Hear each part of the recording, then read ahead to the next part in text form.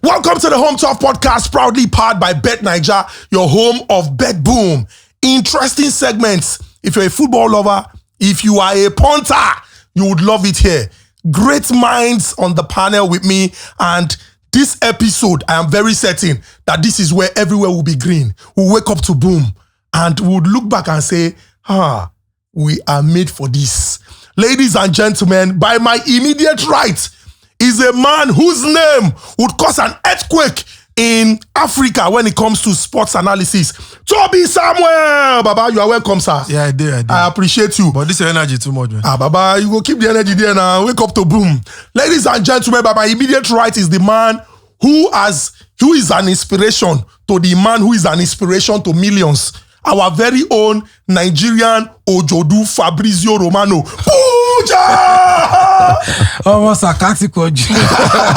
Papa Gbalagba. And yes, the big man, Sheggz Olumo. Sheggz, welcome, Papa. What's good? Excited to be back. Excited to be back. So, ladies and gentlemen, remember, betNigeria is not playing on the level of these small boys.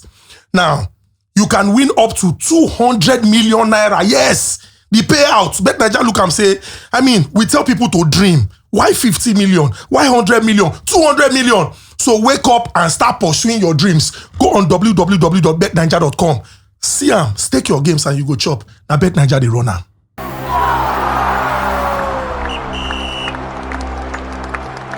Get explosive odds at random.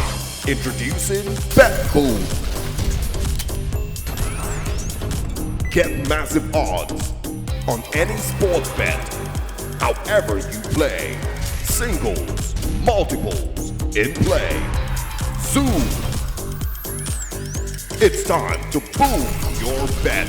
Available now, only on betNigeria.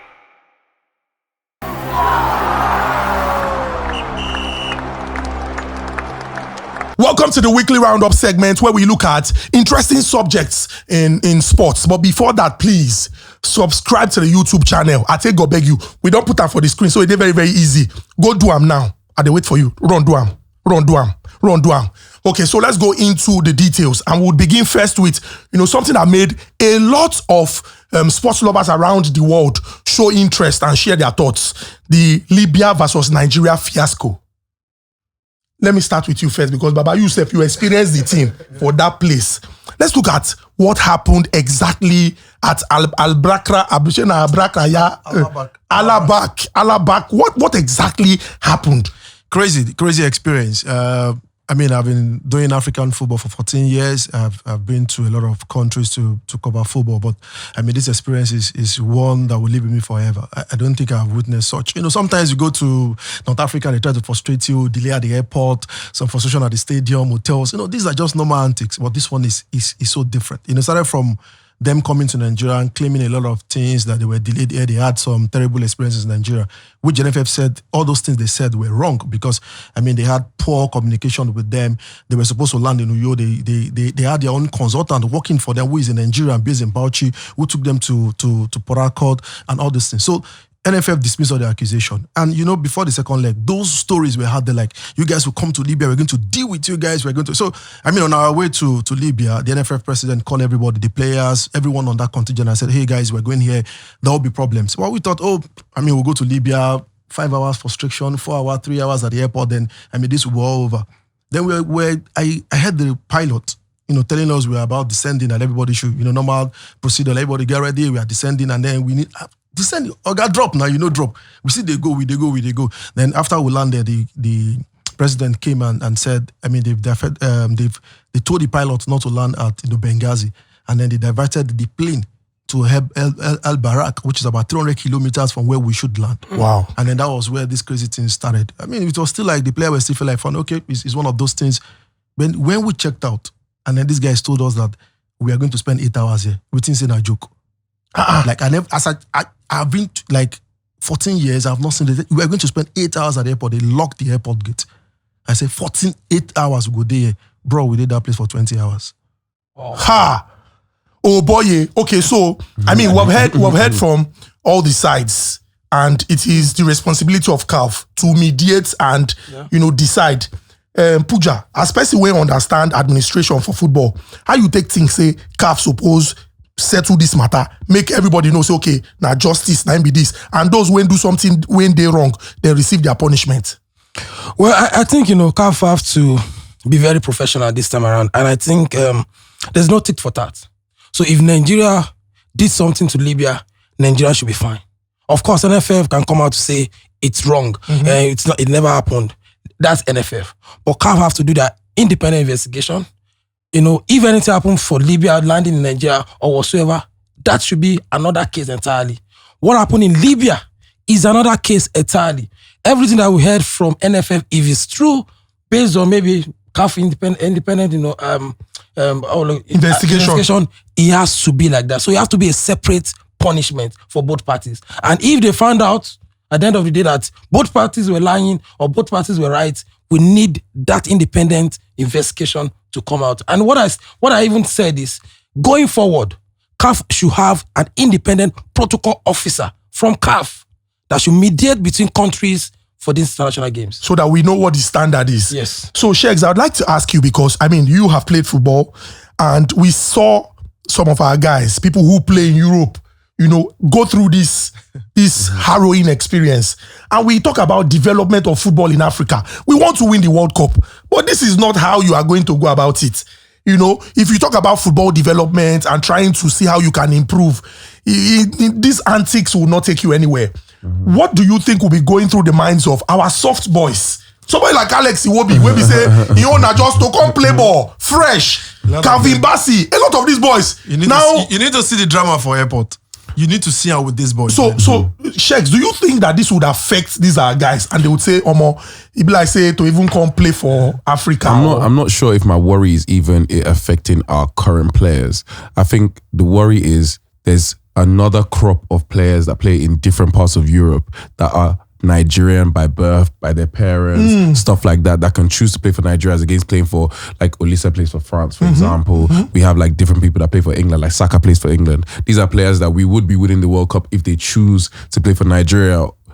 So I feel like personally for me, it's like, I don't want those people to be looking at what is going on in Africa and thinking, yeah, this is why I don't want to go there. This is why I don't want to play for Nigeria. This is why I don't want to play for my home country. They should feel like, you know what, I do want to play for my home country, because whatever I think I'm going to get from playing for England, I will get more. Because really and truly, we even appreciate them more than they're appreciated over there, to be perfectly honest. And another thing I wanted to say, to be honest, I think the players, I love how they dealt with it. I feel like they dealt with it so maturely. Well, you were there, so obviously you give us more insight. But on the internet, how it looked, I feel like they dealt with it like really maturely. I feel like the captain as well, Ekong, I feel like how he came out, what he said, how he spoke, it wasn't derogatory to anybody. They weren't disrespectful. So I feel like it was handled really well. So I think now it's just down to CAF to just do what they need to do. Interesting, CAF. Would they watch? Make una do well. Now, talking about people who are not doing well, Arsenal. This season is supposed to be the season where after the nearly, they will definitely tell Man City, Baba, calm down. New sheriff in town. But if I say that sheriff now, Sherifa, because Ifa to win the title. For a lot of people, ordinarily, Arsenal would run over Bournemouth. But, just seeing the first 10 minutes of that game, it can't be like, say, this game no go really easy like that. First, injury problems, no Saka, no Odegaard, and one would say if it's still there difficult, but Arsenal supposed to beat Bournemouth. But unfortunately, they lost 2-0. And another red card. This is the third red card in 8 games. Yes. I would like to ask, do you think that trust where we get for Arsenal, or where Arsenal fans get for that club, say, this season might be different. It'd be like, say, discipline na problem, or na just say Arsenal this season they don't reach the place where they feel reach. Yeah, absolutely. For Arsenal fans, they've got this hope, and hope is the last thing to leave a man. But if you ask me, I kept saying it. Arsenal are not league contender. They will always push. They will end up as we try FC. They will surely finish second because yes, they don't have the squad. They don't see. They don't have the squad. Yeah, firstly, you need a striker that can get you a 20+ goal to win a league title. You need players who are disciplined. You need players who can run games, consistency. Saliba and co. I remember Pooja made some comment about Saliba like a few days ago, and people were angry. That is the truth of the matter. You don't go into such games and you got red carded for it. You don't have 3 red cards in 8 games. It's pretty going to be difficult if you want to compete with Man City, with Liverpool. like me, they talk. I think Arsenal fans they push over the fence. They should just know their position. And second or third, they go finish. No matter how. Now, fuck. Baba, this one get a CBO. Now, second or third, they go finish. Pooja, I'd like to ask you. I mean, what do you think Arteta will be telling his boys now? We know, say, we don't talk here before, say, he gets some games when Arsenal no supposed to drop points. You cannot go to Etihad and play 2-2, with one man down for nearly 50 minutes. And then you're playing against Bournemouth and they concede red card. They lose 2-0. How you want to take win? But the great thing with managers, they know how to say, I mean, this is something that we can bounce back from. What do you think Arteta will be telling his boys? I think it will be difficult to tell them anything, because if you look at Arsenal, unfortunately for them, for the 2 good seasons they've had, they've not experienced huge injuries. And the last 2 seasons where they feel like they want to get closer to Man City, they had injury to Saliba and they lost the league. Last season, crop of the players, 90% of them played all the games.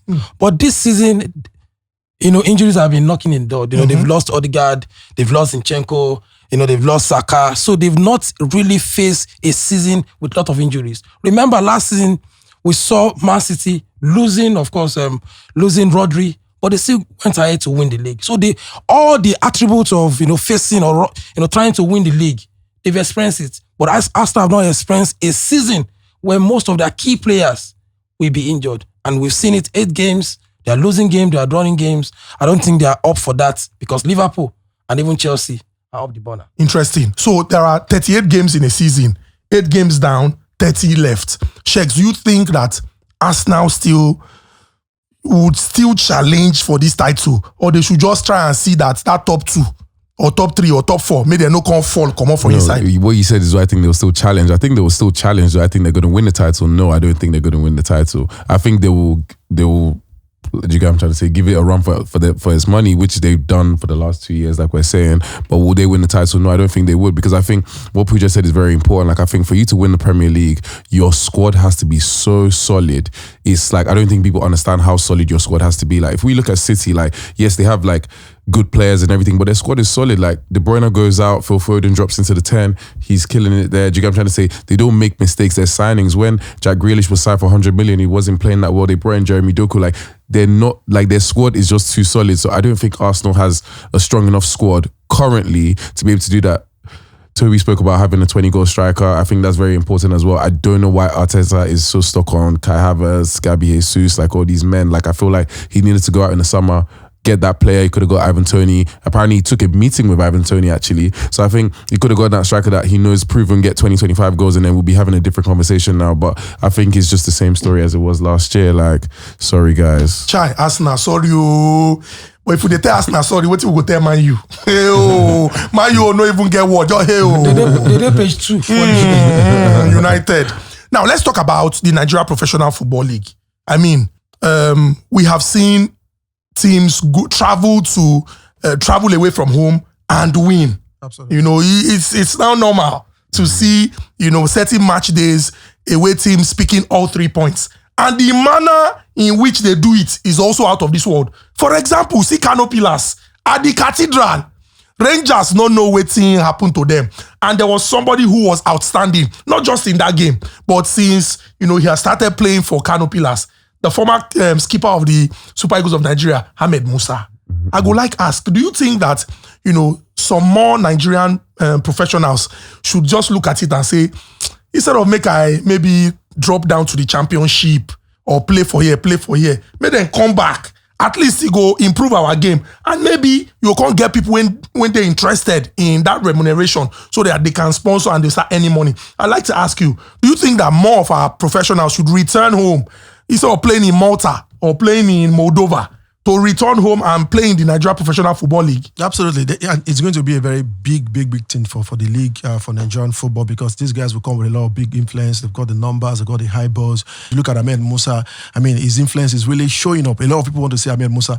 I mean, if you watch that game, look at the numbers of Kano Pillars fan, the base in Enugu that went for that game because they want to see Musa. So I think it's going to be good. But the NFF and the league body needs to do major of this work. I mean, they have this rules, in their rule book that says, these players can come in at any time and play. So the rule book is there. We just need to attract this number. I think they tried to bring Joseph Yobo, then it didn't work. Sani Keita, at some point, a few of them have really come back. But we need big names like Ahmed Musa. I heard Brownie there also is training with Rivers United. Oh, wow. I mean, so we need these boys. We need these players to come back, 34, 35, come and play 2-3 years. I mean, it's going to be a big thing for the Nigerian League. Interesting. I'd like to ask you, Pooja, looking at the Nigerian League, looking at, the quality on display in the Nigerian League, and you still have situations where, certain fans are skeptical about going out to see the games, not just because of security, but also about the officiating. What do you think we can do to improve officiating in the Nigerian League? For example, do you think we can get referees from other parts of the world so that our people can do IT or understudy them or training? I don't know, because I mean there are certain games that people would say. I mean, I have seen highlights where if me went there for television, see say this thing they clear, not get any way you feel even bend the thing. Why you be say the person when they play they do am? Well, I think, two things works, for this referees. I think, we have to, the committee have to do sanction. If you mess up games, you have to go and get punished. And secondly, I think there's a bit of improvement this season. They've communication gadgets have been, introduced. We need maybe VAR, because if you look at the other leagues, all these referees are even, helped in a way. There's communication gadget, there's VAR, but in Nigeria they just introduced the communication gadget. So I think if they introduce that and you still find a way to still mess up, I think the sanction have to come very heavy. Miss game, get punished, and I think it will work. And like Toby said, I think for the fans as well, just come and watch the game. I stayed for 2 days because I wanted to watch, Super Eagles play on Friday. Ahmed Musa was to play on Sunday at Aqua United. I stayed for 2 days because I wanted to watch Ahmed Musa. That is the influence. So if you can influence someone like me, you can actually influence. So these players have to come back, just like South Americans. Let us improve the league. I think after 36 and 7, you still have like a bit of an energy to still waste. So 2 years, come to the league, because the governor will call you. He give you big money and you fly. Like Ahmed Musa is flying to all the games. So you can attract, give them all these opportunities and improve the league. Interesting. Big Sheggz, we have exhausted that conversation about the Nigeria League, and we wish, everyone the best, because we'll be proud of our league. And I think it's actually very normal, by the way. Like in other parts of the world, like I think when players reach a certain age, they always go back to maybe their first club or their home country to retire there. I think it's normal. So I don't know why it's not normal to us in Nigeria. Do you get what I'm trying to say? Because it's actually normal everywhere around the world. And I think I love that Ahmed Musa is doing that, to be honest. And it's even for me, like I feel like he's made me watch more than I would usually watch. Do you get what I'm trying to say? Like I'm going on his Instagram, I'm checking what's going on, I'm checking results. And like you guys said, that's the influence. So I feel like more people should do it. Interesting. So let's stay here and talk about certain things that are not normal. For example, like seeing Manchester United fans happy after a match day. But I don't even watch games anymore. Yeah, sorry. I don't even watch games. But I mean, in that game against Brentford, when Manchester United conceded the first goal, a lot of people were of the opinion that it will most likely end, the same way, where United would struggle. But I don't know what Ten Hag told the boys when they went in after the break, and when they came out, it was crazy. From the very blast of the whistle, you could see United fans the players chasing after the ball, and they got the 2 goals and won that game. So I would like to ask you, do you think that the worst is over for Ten Hag? Bro, I don't think the worst is over, and I really did not watch the game. Like, I just looked at the scores online. Like me, I'm in my depression phase. I'm not watching them, so I'm not even trying to watch them. So I don't want to come here and lie and be like, oh yeah, they came out. I don't know what happened second half. Like, I just saw the score. I checked on live score, flash score at the end of the game. Saw the score. I said, okay, fair enough. Well done. I'm more Ten Hag out. I beg, Baba, just be going. I beg. That's just where I'm at. I'm so sorry. I need him gone, personally. Pooja, I'd like to ask you, because it would appear like, Manchester United is going through a phase now. Sir Alex Ferguson, they don't tell him, say, Baba, you don't try. But credit alert, no go, they follow this ambassadorial role. And, he got people like Rio Ferdinand saying that this is indicative of the fact that, United has gotten to a point where if you not play, make you they go. Yeah. If you be manager yourself, your leg they shake, make you they go. Do you think that, Ten Hag, this win, he would take it and say, well, this is something to, I can consolidate on this and see where to go from here? I think, with that Sir Alex Ferguson, story, his leg will be shaking, because if they can make that kind of decision at that top level, nobody's safe. Nobody's safe at the club. And I think, with what is going on, it needs these wins to come. He has not won in 9 European games. So it needs this win to come, win maybe on Thursday and find your footing again. And of course, make Sheggz, they say sack him. So if you get results, because like I always say, results is the currency of games. Mm-hmm. So if you get results and you continue to go like this, I think they will still leave him. But I think they just showed everybody, because ex-players were talking, if they can show a whole legend of the club, like Sir Alex Ferguson, the way of the door, nobody is safe. And of course, they did it to Ronaldo. So all the big boys, they did it to Sancho. So all the big boys, if you're a big boy and you're not performing, you will go. And for Ten Hag, I think these results are very key for him to remain as the coach of Manchester United. So I'd like to ask the players and, the coach, people look at and say, do we have to blame the coach every time? Sometimes the players. Some have even singled Bruno Fernandes. There are certain games where they say the guy does not even play like he's concerned about the club or he's passionate about playing. For example, these players now, this win against Brentford is something that would inspire them. And Man U plays West Ham, in the league next. And there's also Chelsea on the 3rd of November. Do you think that the players also have a responsibility when it comes to the results, or coach time we could just blame every time? No, you can't blame the coach, but it's a two-way thing. When you play for a club like United, you know the history, the badge. You should know that you are not here to joke. You're not playing for Bournemouth, you're not playing for Everton. This is Man United, great United. And then you are United, you're dropping a 4/10, 5/10, 3/10 performance every weekend. That is poor. And then if you listen to ex-United players that played under Sir Alex Ferguson, you will hear the influence of a manager as well. So I think it's a two-way problem for United. The players, bunch of irresponsibilities, irresponsible players, and then the manager is a poor manager. You can't be a United manager, you're not churning out consistent result. You can't get your signing right. You can't put your squad together. Look at Sir Alex Ferguson, 20 league title. He told David Gill, get me Van Persie, I want to win the 20 league title. He got me Van Persie and he won the league title. Eric has made a lot of signings. Sancho is even leaving. These are boys that you brought in. Some of them cannot even make impact at United. So it's a two-way thing. The players, a lot of them doesn't deserve to wear this badge. By the way, I want to say why I said Ten Hag out, by the way. Yep. Because I feel like Man United, we don't have any identity. Anymore. So I feel like in a football club, you have to have an identity. What style of football are you trying to play? And I don't think we have identity. I don't think he's giving these players a style of football that they need to play. If we look at remember the year when Leicester won the league? We knew what their identity. You go into a game against Leicester, you know how they want to play. Yeah. So some teams, they play long. The midfielders aren't doing much work. The midfielders basically run around, sit deep and defend, and they put the ball up to the big striker. They have the big striker like Lukaku, hold up play, bring people into play. Some people are like Pep. They're playing intricate football. Do you get what I'm trying to say? Liverpool with Salah, Mane and Firmino that year. Do you get what I'm trying to say? So I feel for Manchester United, we have to have an identity. We don't have any identity. Then signings, like you mentioned, signings are awful. He's bringing people from Ajax. He brought Anthony because these people are not Premier League proven. We don't even know if they can do it in England. All these signings are trash. He spent so much money. Because you want to build from the back. You can't even build from the back. You can't even build from the back. You're not even playing football to build from the back. But that's why you signed Onana. It's just not making sense. So honestly, I feel like Man United fans.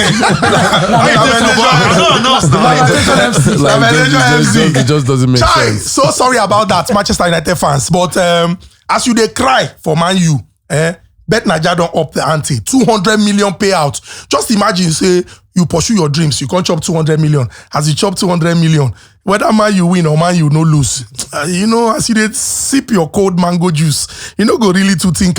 Now, another thing you should do is subscribe on YouTube, please. It's on the screen. Just subscribe so that you can get notifications and get the information every time we cook and we drop.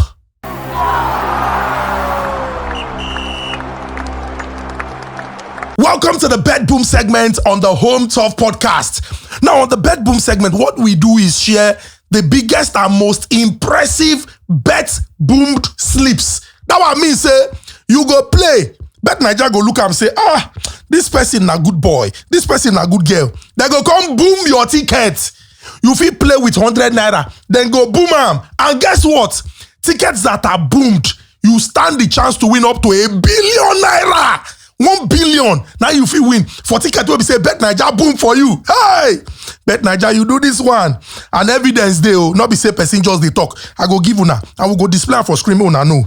Now, somebody played with 500 naira to win 248 naira, 727 kobo on 301.49 odds. Guess what in Bet Naija boom the thing to? 12,436,370. Imagine play with 500 naira and you won't win 248. You don't talk, say, this 248, if you enter, I go do this, I go do that. Bet Naija can give you 12 million. You go prize helicopter now. The next one, 38,000 naira stake to win 207,975 naira on 5.47 odds. Guess what in Bet Naija boom the money to? 2,079,755 naira. Now only Bet Naija they run now. Now this next one, the thing they bust my brain. They bust my brain. Now 50,000 naira to win 2,656,176 on 46.19 odds. This person Bet Naija booming tickets to 5,312,352 naira. Now there's also the person who staked with 500,000 naira to win 1,050,472 naira on 2.10 odds. The person not like stress. He just look and say, okay, this 2.10 odds. May I put 500K, collect my 1 million. Bet Naija look and say, oh, you are a good boy. You are a good girl. Then boom the ticket to 4,527,900 naira. Oh, Bet Naija, you to the reward. You to the reward. Then finally, this person woke up and said, this 100 naira is all I have got and I'm going to put it on my ticket on a stake of 113.88 odds. This person used 100 naira. He's supposed to win 15,373. If he be said the person don't plan, say if I win this 15,000 this week, don't soft. Bet Naija say, hey, you want to win 15,000 and you're happy. Don't worry. Boom it for me. Bet Naija boom am to 307,479.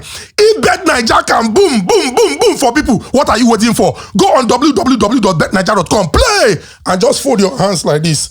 Bet Naija will boom it for you. Boom. And remember, you can win up to 1 billion naira on tickets that are boomed. What are you waiting for? Wake up, go and play. There, boom.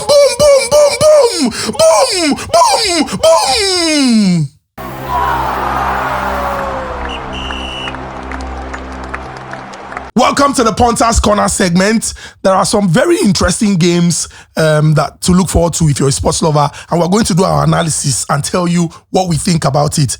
Let's begin first with the first El Clasico of the season, Real Madrid versus Barcelona. Unfortunately, the GOATs will not feature in the El Clasico, and in the recent time, the El Clasico not really be as it be when Ronaldo and Messi now the people who go most likely decide the outcome of the game. But now we have people who are in contention to become world best players, people who are in the conversation when they list people who are most likely going to in the coming years, vie for that position or win that position. There's Lewandowski, there's Lamine Yamal, Vinicius, that injury, if like say na real, if like say the injury na real injury. But let me begin. Sheggz, who is your money on in the first El Clasico game of the season? It's tough. I feel like they're both playing well. I think Barcelona shocked me this year, I'm really loving watching them. I would usually say Madrid, but it's very, very tough. I'm not sure. I'm actually not sure because I'm really enjoying watching Barcelona right now. Like I like how they're playing. I like what they're doing. So I think it's tough. I'm not sure who's going to win. It's tight. It's tight. I feel like El Clasico is finally even going back to where it was before. Obviously, you can't be Ronaldo Messi level, but I'm super excited to watch this game. And I've not been that excited for El Clasico in a while. So I don't know. I'm not sure, to be honest. I'm on the fence. Are you on the fence? Or your body there somewhere? Last season, Barcelona was having a bad season. And it was very obvious. Real Madrid won home and away, in their Clasico last season. And this season, they started like us on fire. Lewandowski scoring goals. It seems like 4 or 5 players are in form. Rafinha, Lamine, you have Gavi, Pedri, Lewandowski. And if you look at the other side as well, Real Madrid, Mbappe is finding his footing. Vinicius with neck injury, shoulder injury, backing in the goals. Jude Bellingham. So it looks like we are coming back to that days of very competitive Clasico. And like Sheggz, you can't call it because both teams right now, just 3 points, between both teams, it's going to be a very big game at Bernabeu. Interesting. Tobi. Yeah, last time back I won at a Clasico at Madrid was 2022, almost like 2 years ago. Yeah. So, like Pooja said, Madrid got 2 wins against them last season. Yes, Barca really, interesting football they've had this season. A lot of players are crazily informed, exactly as well for Madrid, Bellingham and the rest of the guys. It's tough to call, but I think Madrid will get this. Especially the fact that 3-point gap, Madrid will do everything that's a lot to want to close the gap because, Madrid, this club doesn't get out of winning titles. And they know that this kind of games that can push them to win the league title. So they need to close the gap, they need to close the point. So I think Madrid will do everything to win. Interesting. So while football lovers are looking out for the Clasico in Spain, I don't know what we will call this one, whether not a Clasic, Emasico, Arsenal, Emasico. So it's Arsenal against Liverpool. But, injuries for Arsenal, injury concerns for Arsenal, that red card, that suspension, serious problem. Now let's look at Arsenal against Liverpool and the absence of Saliba. First, that Liverpool side just appear like that person where take serious, but he get plan. This Arsenal against Liverpool without Saliba, make I even throw him inside. You think say Arsenal, anything fit come out, anything good fit come out for Arsenal for that game? It's going to be very tough because last 2 seasons they were on fire before Saliba got injured and they missed out of the title. So I think, for Arteta, he has built the team around Gabriel and Saliba. And you've seen it last season, they considered less goals. They started this season as well. They are bagging in the goals. And it looks like they have formed a formidable back two. But losing against the Liverpool team who are very fluid, they are very competitive, they are very pragmatic, they're going to suffer. Because now you are going to do a makeshift. Remember against Bournemouth, he moved Ben White to the middle of the park with Gabriel and they chopped 2. So this time around, you are bringing someone who will be a makeshift for you in that defense. I think that's how we suffer. Sheggz. I think it's tight, to be honest. I think Liverpool are playing great football right now. Arsenal without Saliba is very, very tricky, to be honest. Like you said, I feel like the team is actually built around the defense and they haven't been conceding much for the last 2 years. Honestly, I think a draw. I actually think a draw. Interesting. I think Liverpool might nick it, but I don't see Arsenal winning. But then I also don't see Arsenal losing. So that's kind of okay. So neither here nor there. Tobi, I'd like to ask you. There are certain games that, as a football player, when you're supposed to face certain teams, there's this energy that comes with winning the games. Like for example, the manner with which Liverpool played against Chelsea and won that game, and now you have Arsenal next. Do you think that this can spur Liverpool to say, even though we not really did the conversation, this season might just be our season again? Yeah, absolutely. And I think that's what they're trying to do. They want to get into that conversation. The manager came in like he was so calm, had this blown interview that showing like, he's a great manager, he knows football, and it's really showing the way they're playing. So, and in big games, the motivation is different. Now they feel like Arsenal is a bit disadvantaged, Saliba is off, they're going to do a makeshift, not really strong squad. Saka, I'm not sure is going to be available as well. So Liverpool on this other side, coming from the back for the winning against Chelsea, they've got the confidence, they've got the motivation, looking as if they are the better side going into this one. So, Arsenal will be a bit under pressure. And then when you play at home, losing to Bournemouth, coming to play in front of your fans, there's a lot of pressure. There's a lot of points you want to prove. So, it's pretty going to be difficult for us. I think Liverpool might take advantage of this and get something from this game. Interesting. Something just crossed my mind as we think now.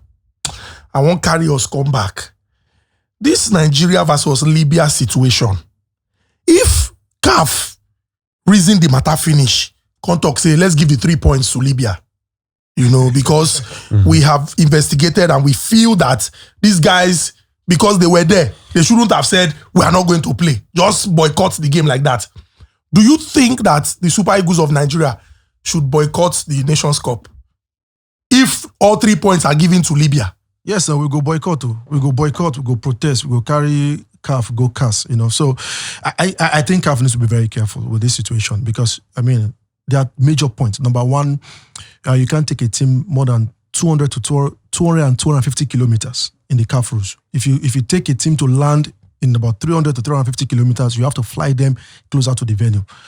Then the major case here is diverting that plane to El Barak. Because, if you listen to the pilot, when they make their plans of traveling, there are alternate airports that you can use if Benghazi is not available.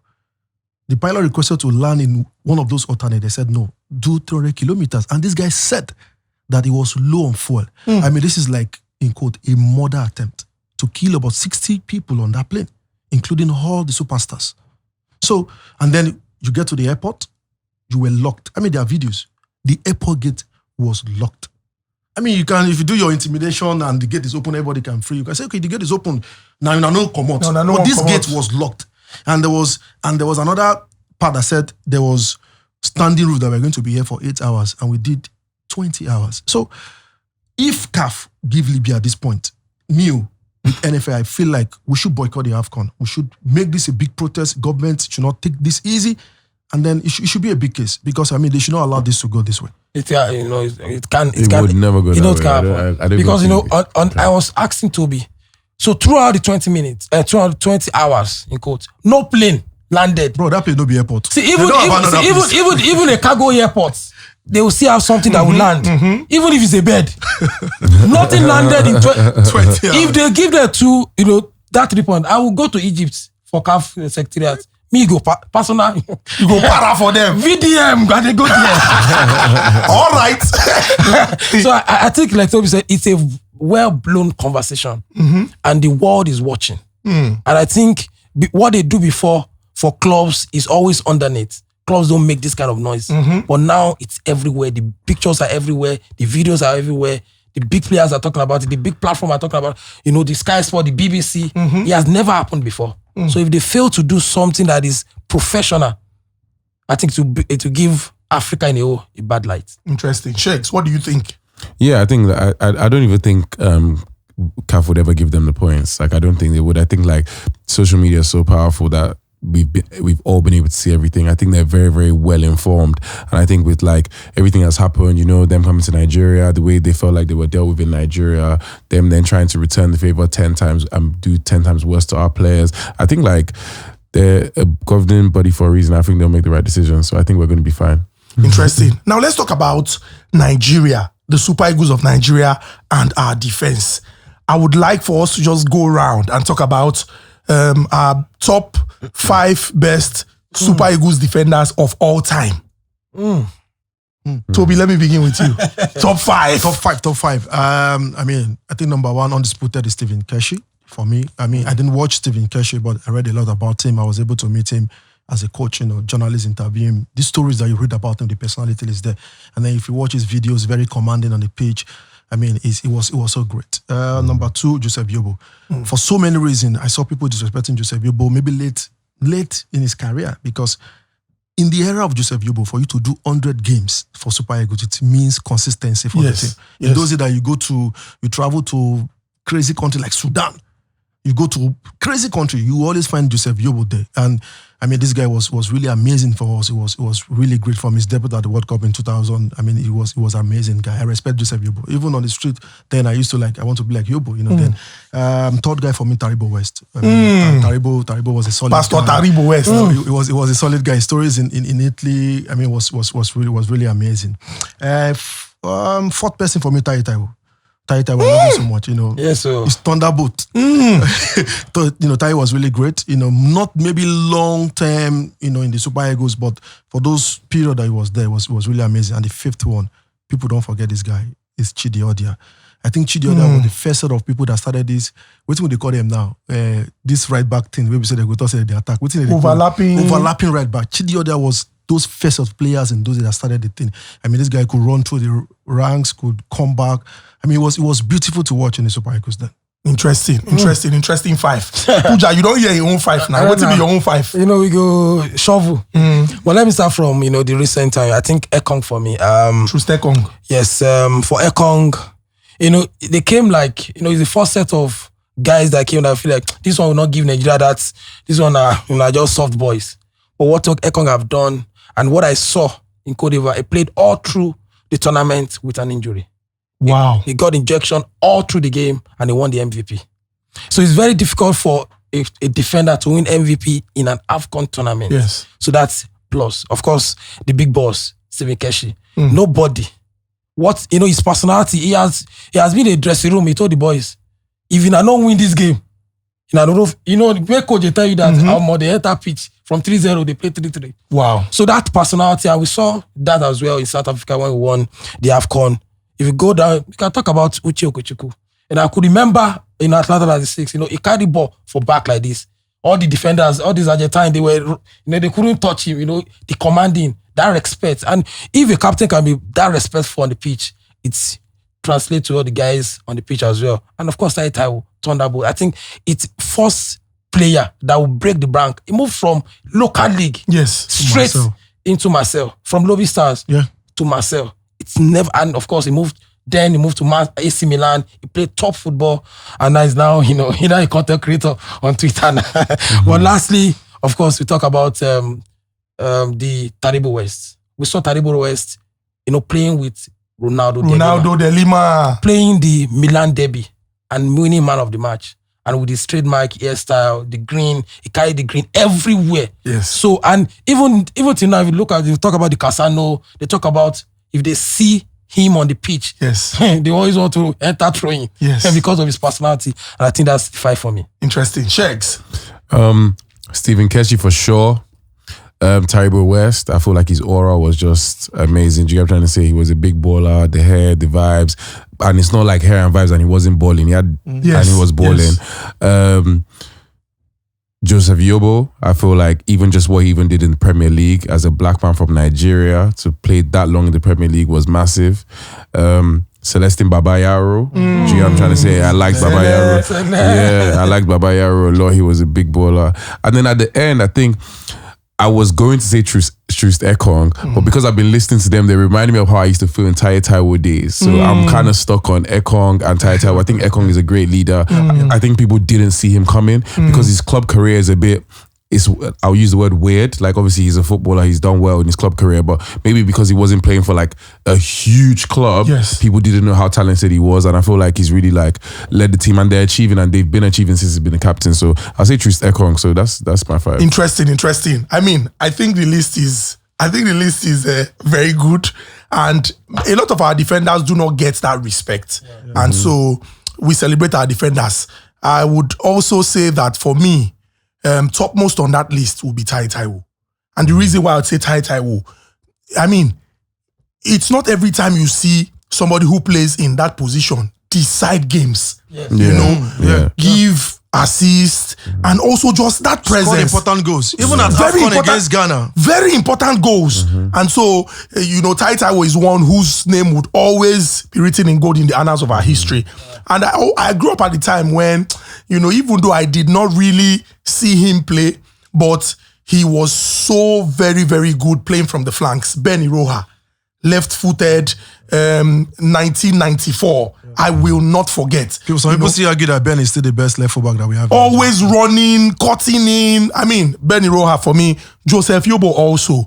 Not just for Everton, but for Nigeria. I mean, there were games where you would say, normally, if Yobo tell the coach, say, won't play this game, the coach no go complain. And I think Yobo, because he's a fine guy, they think he's not a hard guy. He's not rugged. So we've seen defenders very rugged, looking haggard, like this one. But Yobo soft and very intelligent. We saw what he did at the Nations Cup. Very true. And that is what I want people to see. And Ekong too. You look at him as a soft boy. He's not a soft boy. Very true. On the pitch, they are very aggressive. So the whole days of defenders looking very huge has gone. These players are now very, very soft. But when they get on the pitch, you know. And another person I would always mention is Taribo West. I cannot get that image from my mind. That bandage on his head. and how he was crying. He was crying bitterly. He just be like saying, "Look, say, this World Cup go be my last. This game when I don't play go be my last." You know, everything on 2002. You could tell the pain. You could tell the pain, and I think that a lot of people have sacrificed for our great country, and these people should be celebrated. And that's why we're taking the opportunity to say, whether we mention your name or we don't mention your name, so long as say you don't wear that green and white proudly and you give your best, we love you and we celebrate you. Thank you so much. Now let's talk about maximizing winnings. Some people will look at us and say, you people have been giving us code since. What happened? Cut one. Marseille, go judge you now. But I'd like to ask, sometimes when you stake on games and then you lose, especially the final game. See Marseille now. Marseille will be saying, come down. Baba, that weekend, it just be like, say, one hand there, they talk, say, don't worry. Roma came from behind to win 2-1. Yeah. With 15 minutes to play in that game. It was just Marseille. This Marseille where we say, once referee blow, they don't score. Marseille can't go lose 1-0. But how do you deal with situations like that and say, well, it's happened, let's move forward. We'll continue, everywhere go green. Yeah, I mean, now betting now. So the first mindset for betting is, for me, it's 50-50. I know I can win. I want to win always. I mean, losing is really crazy. You lose your money. It is sweet you when they chop money. But when they chop you, you go to vex, So you guys live at 50-50. The day where you come, you enjoy. The day where you don't come, you just take it like that. But the thing could, they painful sometimes. But even if you don't chop 1 million before, you can't lose 100K. That 100K go, they pay you. Yes. You don't forget, say you collect 1 million for betting last week. So, I mean, it's just those things. But like I said, it's 50-50 for me. The day where I lose, I go take them. The day where I win, I celebrate and ball. Wake up to boom. I've always emphasized, I deal with stats.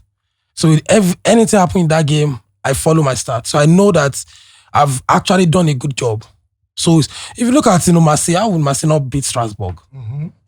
It can just go and check. Head to head, 5 games, 10 games, and you see the likes of Greenwood, banging in goals. And on that day, he failed to score. Even that day too, people play Greenwood to score. And he didn't even get a single goal. So I do my research very well. I do my forecast very well. So if anything happen, it will be like a consolation for me that truly, I didn't use my instinct to pick this game, or I didn't pick this game out of the blues. I researched, I forecast, but of course, where that I chop. It didn't happen. So just go on YouTube at betNiger YouTube and share any topic you find very interesting and you would want us to discuss on the panel. If your topic is selected, you can win 250,000 naira. Just imagine, for just thinking, say, this topic goes sweet, you can't go the comments at betNiger YouTube. Remember, you must subscribe first, subscribe. Then come enter, go comment, say, you guys should discuss this. Once we pick that your topic, my brother, 250,000 naira is yours. And the easiest money where you feel win. Money where we say, now just to think with your head, go subscribe, go type. Go and do it now and win. Now only betNiger they run them on Home Tough Doings.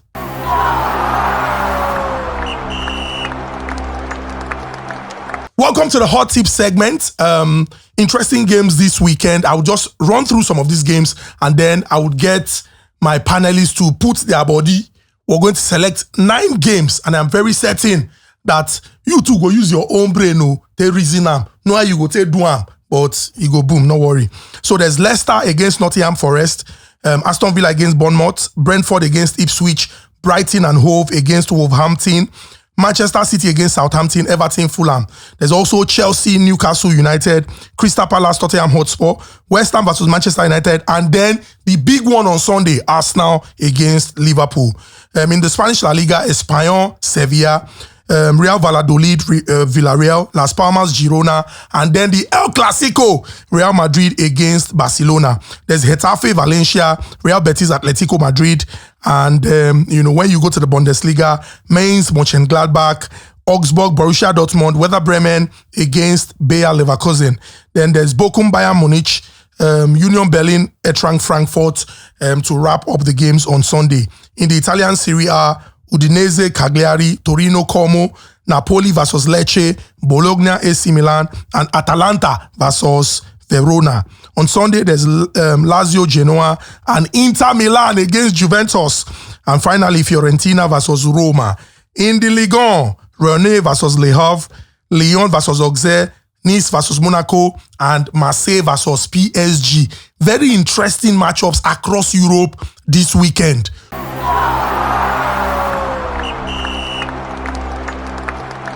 Get explosive odds at random. Introducing betBOOMs. Get massive odds on any sports bet, however you play. Singles, multiples, in play. Zoom. It's time to boom your bet. Available now, only on betNigeria.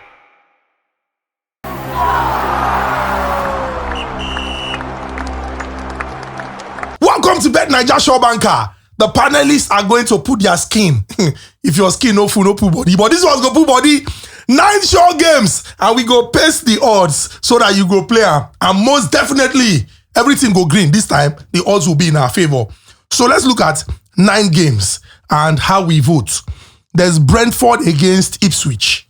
Brentford playing at home against Ipswich.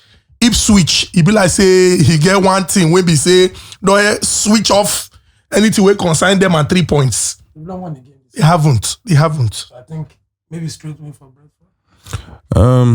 Yeah, I think straight away for Brentford. Okay, to be honest. Brentford straight win. And now there's Brighton against Wolves.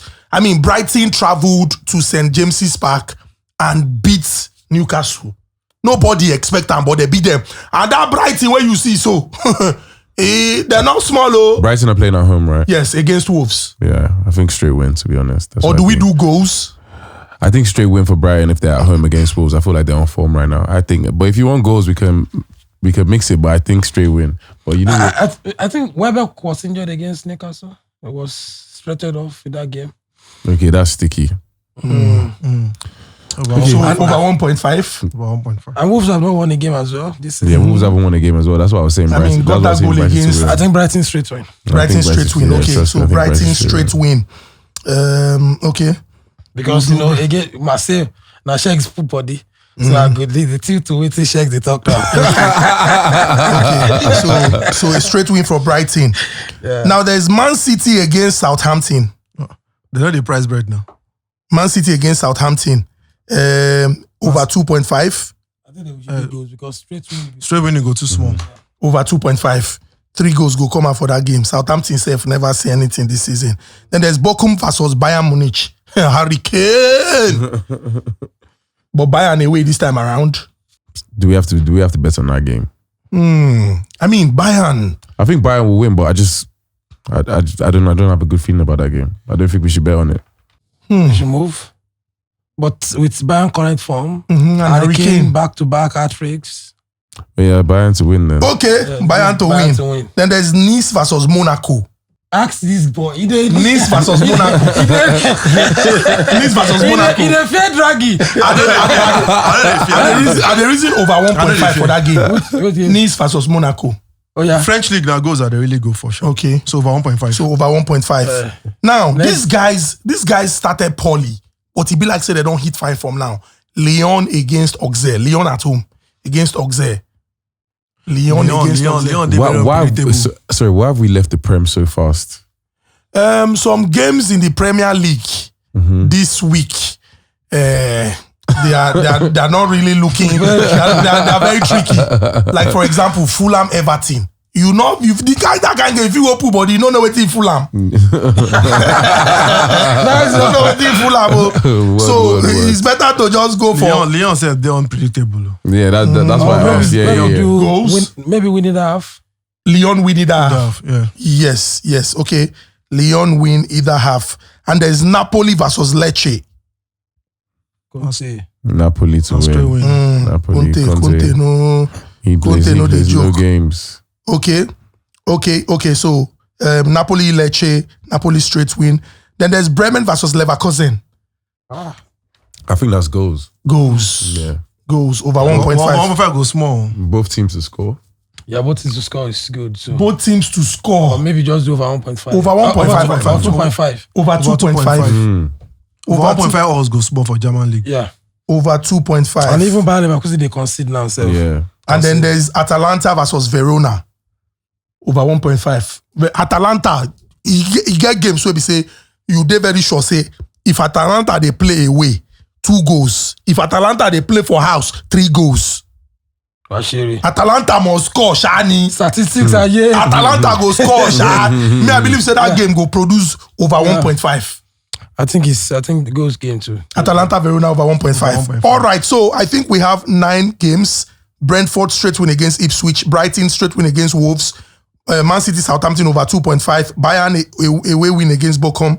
Over 1.5. Nice versus Monaco. Lyon win either half versus Auxerre. Napoli straight win. Over 2.5. Bremen Leverkusen. And then over 1.5. Atalanta Verona. I think we are good to go. So you go see the odds for here now. Just put body. Bet and then it's really very important to say that, bet responsibly. Bet responsibly. Bet with what you can afford to lose. You understand? But this one, everywhere go boom. I go, they feel like say I drop my address. Say if this one no enter, I'm gonna find me, come. This one go boom. No, it go boom. May the odds be in our favor. Boom!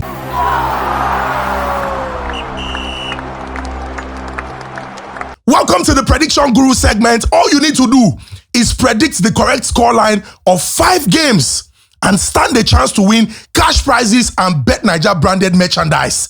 Now listen to the games. West Ham United versus Manchester United.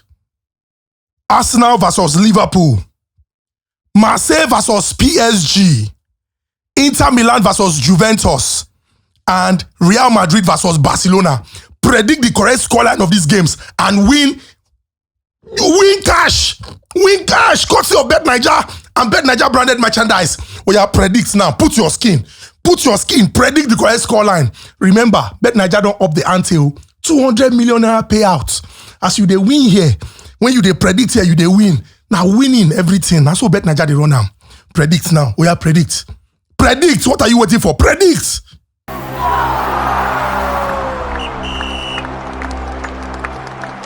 So remember, betNaija has increased payouts. Now you can win up to 200 million naira. Now only betNaija they run now.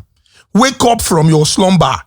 Pursue your dreams in real life on www.betnaija.com and stand the chance to win 200 million. 200 million. So thank you very much, Tobi Samuel. Thank you very much, Pooja, our own Ojodu, Fabrizio Romano. Welcome to Boom. And Big Sheggz Olumo. Thank you so much. BetBOOM, betNaija. Boom. The most paying platform. Yes. We're doing delay payments. We're not going to be telling you 3 days time, 5 days time.